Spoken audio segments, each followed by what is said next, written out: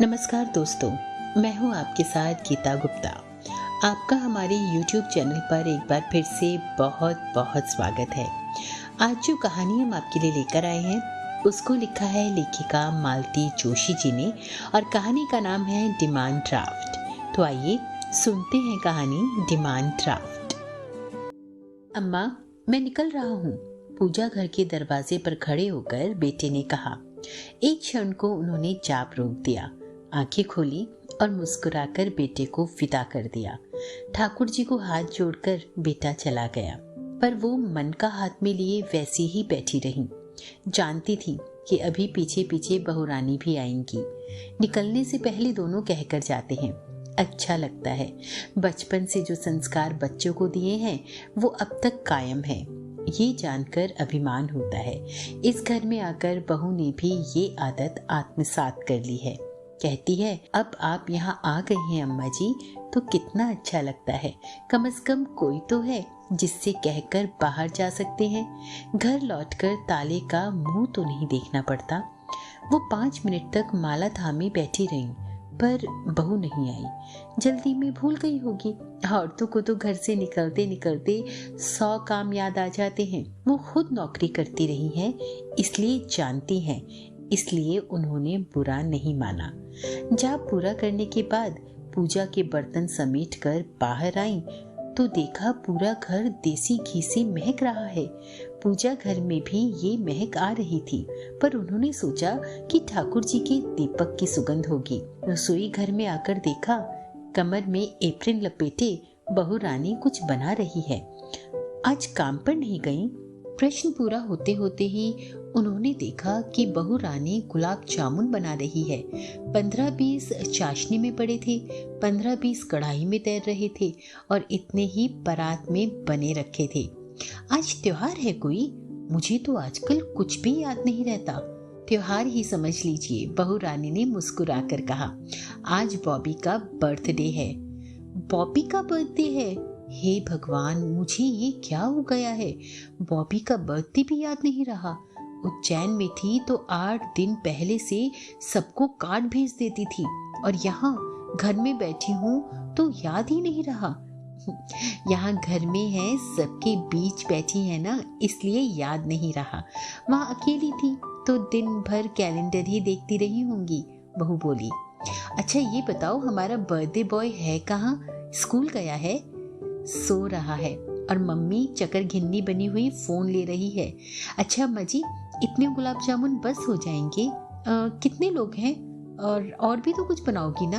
हाँ, पुलाव बना रही हूँ। इनसे कहा है जाते हुए केक का ऑर्डर देते जाएंगे।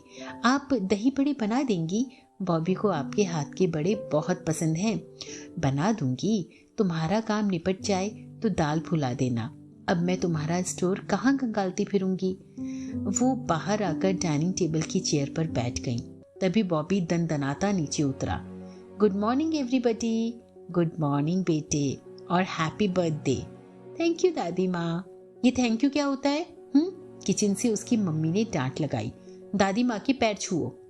बॉबी ने झट से आगे बढ़कर उनके पैर छू लिए।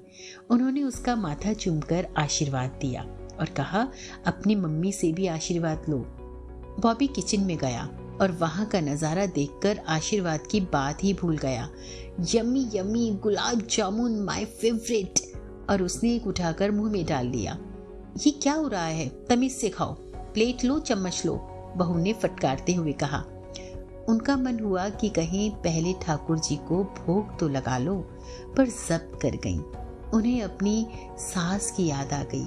वो कहती थी, भोग के लिए बच्चों को मत तरसाया करो, आखिर सब कुछ इन्हीं बाल गोपालों के लिए तो है। अपने कमरे में जाकर वो 500 रुपए का एक नोट ले आई। बॉबी डाइनिंग टेबल पर बैठकर खाने में मग्न था। उसे पकड़ाकर बोली, लो बेटा, अपनी पसंद की कोई चीज ले आना। थैंक यू दादी माँ, बॉबी ने कहा, और फिर चिल्लाकर मम्मी को सूचना दी।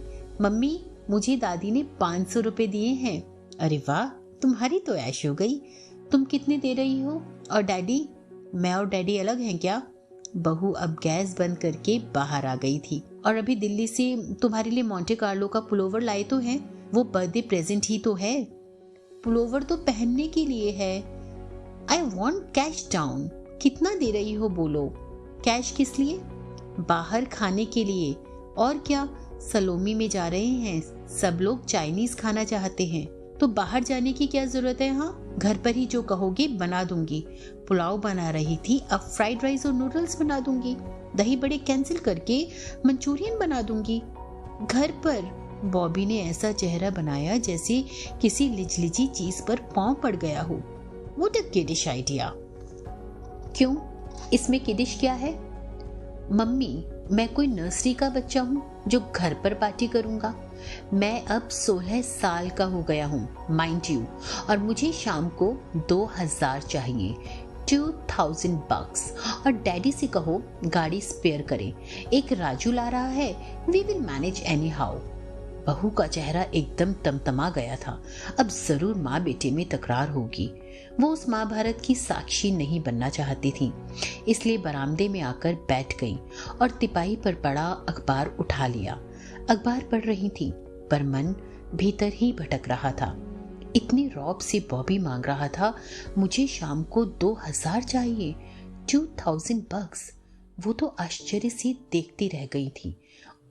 उन्होंने तो कभी अपने बच्चों को एक मुश्त 100 रुपए भी नहीं दिए थे। उतनी हैसियत ही नहीं थी। बॉबी ने अपने आप सारा प्रोग्राम तय कर लिया था। माँ बाप से पूछने की जरूरत ही नहीं समझी। उनके बेटे को तो कभी हिम्मत ही ना पड़ती। छठे छमा से कभी दोस्तों के साथ सिनेमा जाने का मन होता तो पहले अम्मा की चिरौरी करता, फिर वो बाबूजी के पास अर्जी लगाती, अपनी तरफ से सिफारिश करती, तब जाकर मंजूरी मिलती। लड़कियां तो कभी सहेलियों के साथ जाने की सोच भी नहीं सकती थीं। आगे की पढ़ाई के लिए जब दूसरे शहर जाना पड़ा, हॉस्टल में रहना पड़ा, तब जाकर उन लोगों को थोड़ी बहुत आजादी नसीब हुई। उनके घर का अनुशासन बड़ा कठोर था। शाम 7 बजे से पहले बच्चों को घर लौटना होता था। सुबह 6 बजे बिस्तर गोल कर दिए जाते। केवल इतवार को आधा पौना घंटा बोनस नींद मिलती थी। आजकल तो लोग केजी से ट्यूशन शुरू कर देते हैं। उनके बच्चे बिना ट्यूशन के ही पढ़ गए। ट्यूटर रखने की सामर्थ्य ही नहीं थी। बच्चों के लिए ही तो उन्होंने नौकरी शुरू की थी। ज्यादा पढ़ी लिखी नहीं थी, इसलिए बहुत अच्छी नौकरी की आशा नहीं थी, पर जो भी काम मिला उन्होंने ले लिया। कुछ तो सहारा होगा। बस एक ही धुन थी कि बच्चे अच्छे से पढ़ लिख जाएं। उनकी नौकरी के कारण घर में थोड़ी असुविधा भी हुई।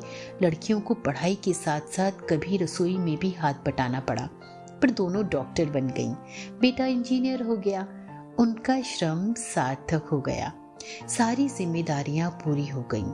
तो बाबूजी और बच्चे कहते भी रहे कि अब नौकरी छोड़ दो, पर वो नहीं मानी। बोली, इस नौकरी ने मेरा मुसीबत में साथ दिया है, इसे अधबीच में नहीं छोड़ूंगी, पेंशन लेकर ही मरूंगी।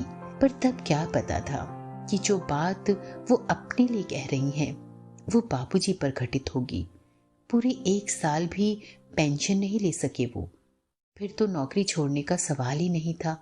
रीते मन और बीते समय को भरने का वही तो एक उपाय था। अम्मा जी, मैं निकल रही हूँ। अपनी विचार तंद्रा से जागकर उन्होंने सिर उठाया। देखा बहू तैयार होकर खड़ी है। तुम तो आज छुट्टी लेने वाली थी ना बहू? जब घर पर कुछ करना ही नहीं है तो रुक कर क्या करूं? हाफ डे की एप्लीकेशन लगा दूंगी, आधा दिन तो मिलेगा। जाते जाते केक के लिए भी मना कर दूंगी। अच्छा हुआ जो दही बड़ों की दाल नहीं भुलाई। गुलाब जामुन का ही सवाल है, सो अड़ोस पड़ोस में भेज दूंगी। उन्होंने देखा कि बहू रानी की आवाज की तरह उसका चेहरा भी बेहद उदास था। उसने कलफ लगी साड़ी पहनी थी, अच्छे से मेकअप भी कर लिया था, पर फिर भी उदासी की परतों को वो छुपा नहीं पाई थी। उन्हें ममता हो आई। उसकी पीठ थपथपाते हुए बोली, छोटी छोटी बातों को इस तरह से दिल से नहीं लगाते बेटा। बच्चे अब बड़े हो गए हैं, वो अपनी मनमर्जी की ही करेंगे। हमें बता देते हैं, यही क्या कम है? बताएंगे क्यों नहीं? हाँ, पैसे तो हम ही देंगे ना। हमसे बस इतना ही सरोकार है उन्हें। डिमांड ड्राफ्ट है हम तो। इतना दो, अभी तो बस इतनी ही औकात है हमारी। कहते कहते उसका गला भर आया, शायद आंख भी भर आई हो, पर वो देख नहीं पाई क्योंकि वो पलटकर एकदम से चल दी थी। बेचारी, उनके मुंह से अनायास ही निकल गया। क्या कहा था उसने? Demand draft. गुस्से में बेचारी बैंक की ही भाषा बोल गई थी। पर क्या सचमुच आज माँ बाप की हैसियत सिर्फ एक डिमांड ड्राफ्ट की ही रह गई है? उससे ज्यादा कुछ नहीं। बाघ को जन्म देने वाला बागबान,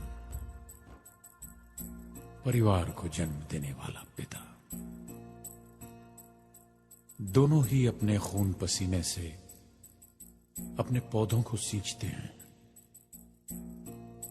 ना सिर्फ अपने पेड़ से, उसके साए से भी प्यार करते हैं, क्योंकि उसे उम्मीद है एक रोज जब वो जिंदगी से थक जाएगा, यही साया उसके काम आएगा।